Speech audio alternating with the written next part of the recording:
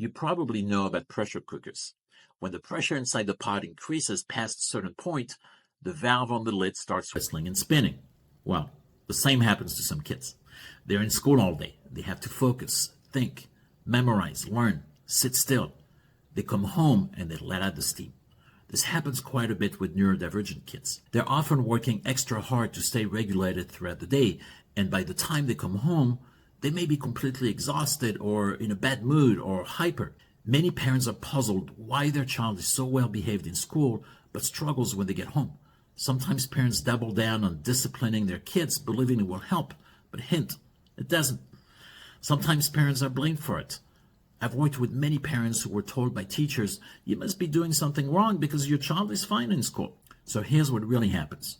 Neurodivergent kids often experience much more pressure than neurotypical kids throughout the school day. Sometimes it's because of specific learning challenges that make some school activities so much harder. Or sometimes it's because their nervous system becomes overwhelmed a lot more easily.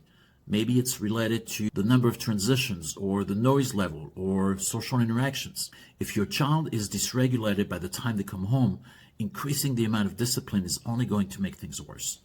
We first need to acknowledge and understand the problem for what it is. Then we can start looking for solutions. The goals should be to help your child decompress as quickly as possible so that they can regain a regulated state. It can be tricky if your child has a lot of homework to do, but creating some kind of break where they have a chance to slow down, move around, have a snack, do something pleasurable, and reset the nervous system is really the priority. It can go a long way in helping your child have more brain power when starting their homework. It's also an opportunity to reflect with your child on how stress affects them and on ways to take care of themselves. When you think about it, we're not that much different as adults. How do we feel at the end of a long and difficult day? How much more can we take on? What do we do to be okay? I'd love to hear your thoughts or your own experience.